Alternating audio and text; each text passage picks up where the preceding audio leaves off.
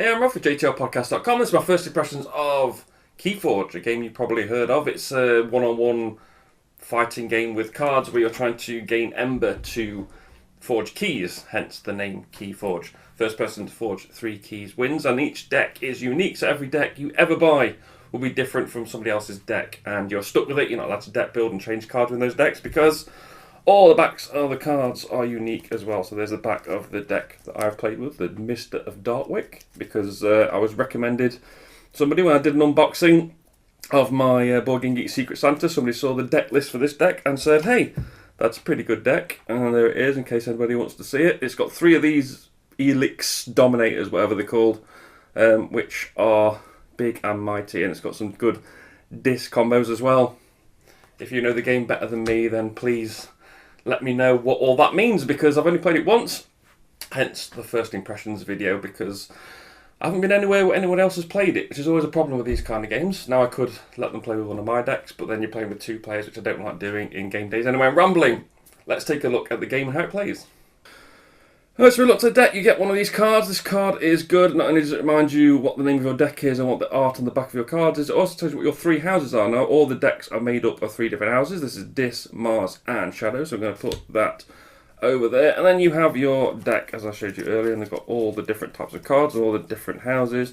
You give that a shuffle, you draw 3 or 7 or 6, depending if you're the first player or the last player. This is not a tutorial video. Far from it, it's just an overview in case you don't know anything about the game, which won't be many of you. But here we go. So this is my cards, for example. You can see the different houses in the top corner. If we sort them out, I happen to have drawn 4 from Dis, 1 from Mars, and 2 from Shadow. So there we go. This is the much sought after Ember, and the Ember is going to be flowing between your opponent's card, your card, and your creatures, which we'll get to in a second. If at the beginning of your turn you have at least 6 Ember on your card, or at least the number you need to forge a key, because it is 6 normally, but you can add and subtract from that depending on your cards, depending on your opponent's cards, what they've got, etc. So there we go, we've got 6 Amber, so you'd have one of your keys face down, you'd spend 1, 2, 3, 4, 5, 6 Amber, you'd get rid of that, and you forge a key. Now you have to do that. If you've got enough, you have to do that. And at the end of your turn, you have to say check, a bit like Uno, which always makes me laugh, if you've got enough amber in your supply to be able to forge a key, so you can alert your opponent if they need to do something, steal some amber off you, which is something you can do a lot of. And you forge a key, and as I said, if first to forge all 3 keys wins, but they start the game all face down. You start with no amber on your card whatsoever. Also, you can only forge 1. You can't gain 18 amber in one go and then forge all 3 at a time anyway. So there we go. That's those. Then we're going to look at the second thing, which is choose a house. So you choose a house. Again, the 3 houses here, Dis, Mars, and Shadow. So you can choose a house here. So let's just say I decided to play Dis because I've got 4 cards. There's one of those EX Dominators I was talking about earlier. It was a very fun card to play. It's very annoying for my opponent. So what you would do is you could play all the cards of the chosen house, and you can also discard cards of the chosen house if you want. So if you say like this one, let's take a look. Maybe I don't want this Hecatomb. Maybe I'm not going to play it. So what I'm going to do is I'm going to discard it because I don't want it. I can't play those cards. They're of the wrong house, which means I'm down to these 3. So I have an action, a creature, and an artifact. They are 3 different types of cards. That was completely at random. I am very good at this video stuff. Anyway, that was complete fluke. Will never happen again. So let's take a look at one of the things you can do. This is a creature. This is the Terror. It has 5 power. It has 0 shields. It is a Demon Knight, which can be important. It says play if your opponent has no amber, gain 2 amber. So let's just say I was playing this card because I've named Dis as my house for this turn, so I can play this card because it is of the right house. You play it in your area. Now when you've got creatures like this, say we've got those 2 creatures down, you have to play a 3rd creature. You can't put it in the middle, it has to go on one of the ends, which is important. And if any creatures die from your pile, then you take them out the middle and you slide them together. So you're always going to put them on the ends, which is called the flank. That is important for certain cards and certain abilities. And the Terror here says if your opponent has no amber, gain 2 amber. That's to say my opponent has got no amber because it's the first round of the game or whatever. There we go, 2 amber. Get 2 amber on my card. Amber stays on your card. There are different abilities that puts different amber in different places, which we'll get to in a minute. One thing I didn't mention, I'll just mention it now, is that creatures enter play, creatures and artifacts are both enter play exhausted, which means they are tapped, and you can't use them this round, but you can use them next round. We'll get to unexhausting in a bit. So there we go. That Terror is exhausted. Another thing that comes into play exhausted are your artifacts. This is an artifact. This is Dominator Bauble, so it come into play exhausted, and these have actions on, so you can see this as action, use a friendly creature. So later on when these are unexhausted, if I had a dis as my house that I had mentioned, so it's the one I'm going to be using, I could use the Dominator Bauble, say use a friendly creature, and that would allow me to maybe make an attack with this Umbra. Even though it's the wrong house, this item says use a friendly creature, and you don't have to use one of the house you've chosen. So there we go, that's how you can attack with other stuff. But that's what artifacts do. Artifacts come in behind, they sit behind your creatures, and they allow you to do stuff. Another type of card is this. This is a key hammer. This is an action card. An action card, you basically do what they say and then just discard them. So this one says, if your opponent forged a kill on their previous turn, unforge it, and they gain 6 ember. So that means you could just take a key back off them. They've got 6 ember, so they can forge it again next round. But like I said, you can only forge 1 key per round. So it would slow them down from a round. If they're close to winning, it means they're 1 round further away than winning, because you've delayed them that 1 round. Maybe it doesn't matter, maybe it does. But another thing you can do is obviously unforge the key, give them 6 ember, and then if that's all the ember they've got, if you can steal 1 off them, they won't be able to forge that key next round. You could delay them a bit more. It's all about delaying. It's all about getting there first, which is a good fun game to play. So there's a few things creatures can do. As I say, this one has a play ability which activates when you put the creature into play, so you put it into play. We'll come back to the rest of the actions you can take on your turn in a minute, because that's what you're going to do. Once you've chosen your house, you're going to play, discard, and use cards of the chosen house. Then you unexhaust cards. You draw back up to 6, 4, 5, and 6. There's my bad penny, a card that I hate. I'll get to that later. And then your opponent takes their turn. They forge a key, they choose a house, they take actions. They unexhaust, and then it comes back to you, and you're going back and forth until somebody wins. So what you can do then is, when you've got creatures, we'll talk about those, the 2 things they can do, or the 2 useful things they can do. Oh, so they've all got abilities and stuff, but what they can do is you can attack. So let's just say your opponent had this card here, even though it's from the same deck, it won't matter for now, it's just an example. So they've got this old Bruno. And I'll say, okay, with my Terror, I'm going to attack old Bruno. Terror has an attack of 5, Bruno has a defense of 3, so the Terror would hit old Bruno for 5, they take 5 damage, which is done with these tokens here, and then Bruno would hit the Terror for 3, which means that the Terror's got 2 life left, old Bruno's took enough damage, so it would get discarded from your opponent's, to your opponent's discard pile. If they have any amber, if they've captured any amber, which we'll get to in a minute, it goes back to your card, so you can do that. But there's also a couple of things to think about in combat. One of them is shields. It's here you can see this Dominator's got a shield, so that would remove 1 damage from their total. So instead of the Terror doing 4 damage to the Dominator, they will do... Sorry, instead of the Terror doing 5 damage to the Dominator, it will do 4 instead, because one of those would be blocked, so you'd put 4 on it like that. The other thing you may have noticed on old Bruno is elusive, and the first time this creature is attacked each turn, no damage is dealt, so you need to attack him twice for 3 to kill him. So there you go. So you can deal in 1 damage, which is prevented, then you can deal another 3 with something else later on in order to sort him out. But yeah, that's sort of how combat works. The other thing creatures can do is reap, which you just exhaust them, and then you will gain an ember. And that's pretty much the gist of the game. You're going to be using your creatures to take out your opponent's creatures. You're going to be using your creatures to gain ember. You've got to get that balance between stealing ember from your opponent, if you've got the right houses to do that, trying to kill the creatures that your opponent has that have stolen your amber, so you can get it back so that you can forge keys. You're just trying to get the amber to forge the keys. I didn't get that at first. I know that's the goal of the game, but I was playing it like Magic, where I was just trying to eliminate my opponent's creatures, because that's what I've done my entire life when playing these games. And then once I twigged, okay, I just need to get amber, I won the game very quickly after that. It was a very long game of this we played. It was about 45 minutes long, because we weren't really getting it. And then I just went, oh, I see what you need to do now. And then I just won very quickly. So there's just a couple of other things that come in the game. You have these stun tokens. Let's go back to the Dominator. The Dominator is very good, but he does have a problem.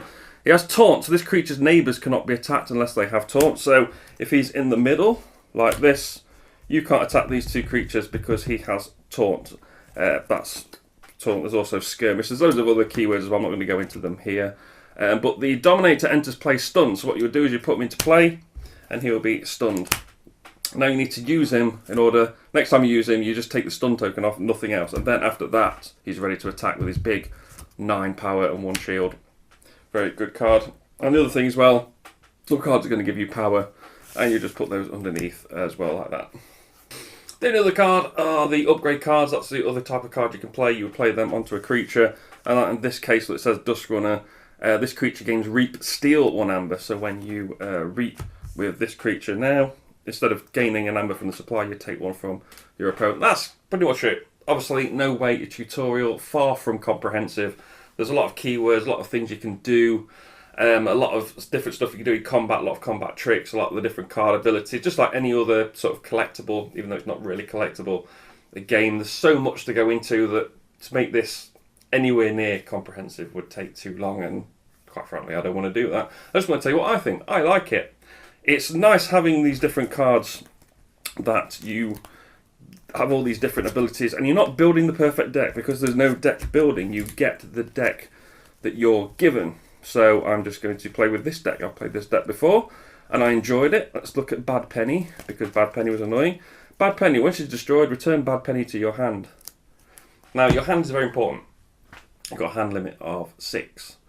And so that gives you 6 cards to pick from. You can only choose one house. So if that was divided evenly, if you had 2 of each house, that means you can only play 2 cards, activate 2 things in play.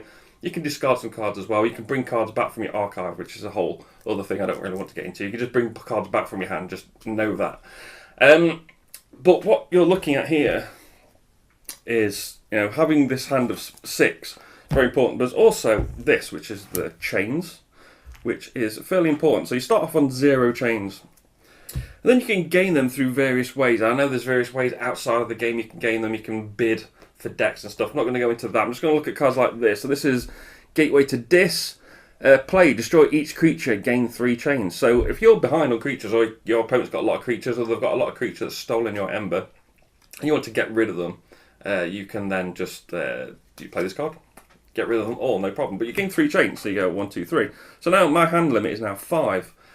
5 is only 1 card difference, but cards in a card game like this are very important. If you've played Magic, you know that card advantage is massively important. You know that having the options in your hand in Magic is very important.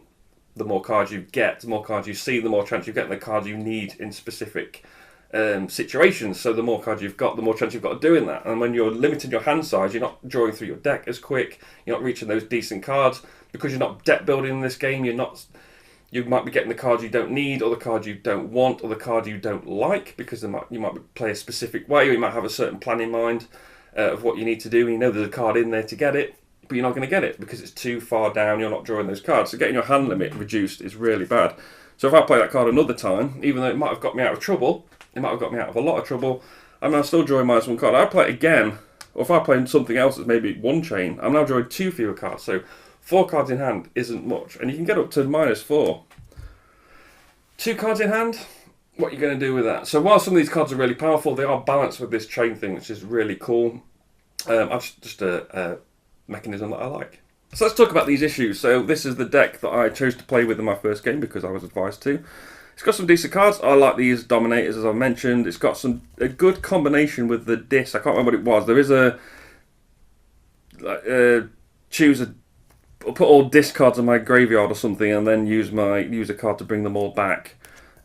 Somewhere in here. There's also like the Bad Penny, which I don't like because it keeps filling up my hand.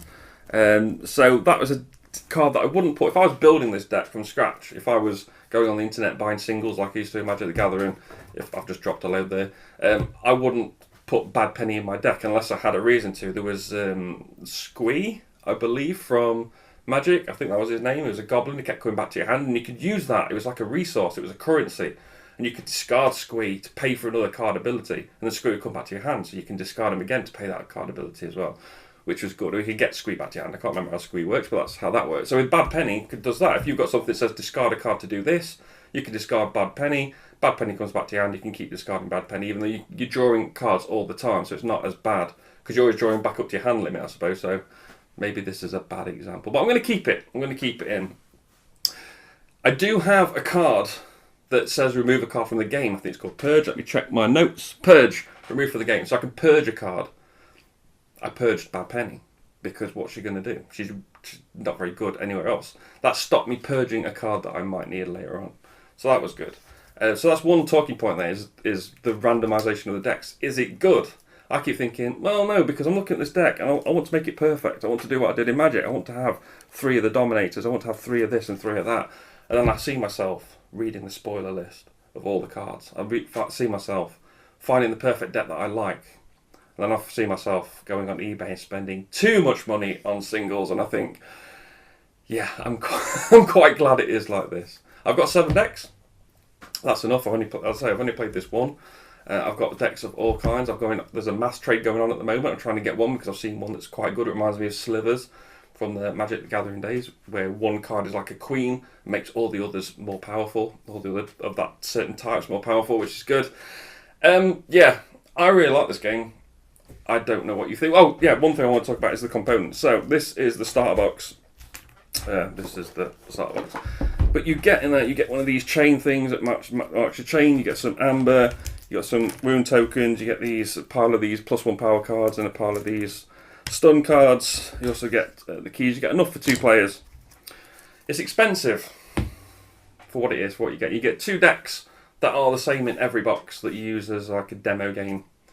I don't know whether they're in a certain order or something. I haven't looked at them. And then you get 2 random decks as if you bought them from a shop. So every box is going to be different. The problem is the value of it. You're not getting much for the money. You are getting a lot. It's a lot cheaper to buy 2 decks. And what I found is that people are not buying this because of the expense. But what they're doing is they're going on Etsy and other places like that, and they're buying a set of custom tokens, plastic tokens that look really nice. But they're only buying 1 set, which means if you want to introduce another player, they haven't got any tokens to play with. They haven't got the all-important keys. So people were borrowing mine, saying, "Oh, you bought the starter deck. It was a waste of money. You shouldn't have done that. You should have bought these. Look how nice these are." And then a bit later on, they're coming up to me and saying, "Rob, can we borrow your tokens? Because I haven't got enough to play with that player because I haven't got 2 sets of tokens." So there's another talking point.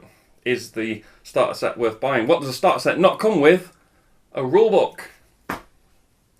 That seems like a bad idea. It comes with quick start rules, but not the full rulebook. It's available online, but it's no good online. You want it in your box. You want it to refer to. Why is it not in there? It should be in there. With all these different keywords and different... You know what these kind of games are like, games like Magic and stuff like that. The little pieces of terminology, the little twists. How do they work? Steal. Where does it steal from? Does it steal from you? Let's have a look. I've got the keywords. I've got one of these. I make these. I made this to put in my box, so I've got a little thing there. So action is... most of these are straightforward. Capture opponent's card to creature. So you know where they're coming from. It doesn't tell you all this in the book. It's very important though. Lots of little keywords. Oh well. Anyway, still, I like it. I have the box. I have all the cards. I may get to play them one day. Give it a go. You can play my copy because I have 2 sets of keys and we can both play. That's Keyforge. Remember to like, share and subscribe. You can follow me on Twitter at JTR Podcast to find the blog and the podcast at jtrpodcast.com. I've been Rob, aka JestaThaRogue, and I'll see you soon.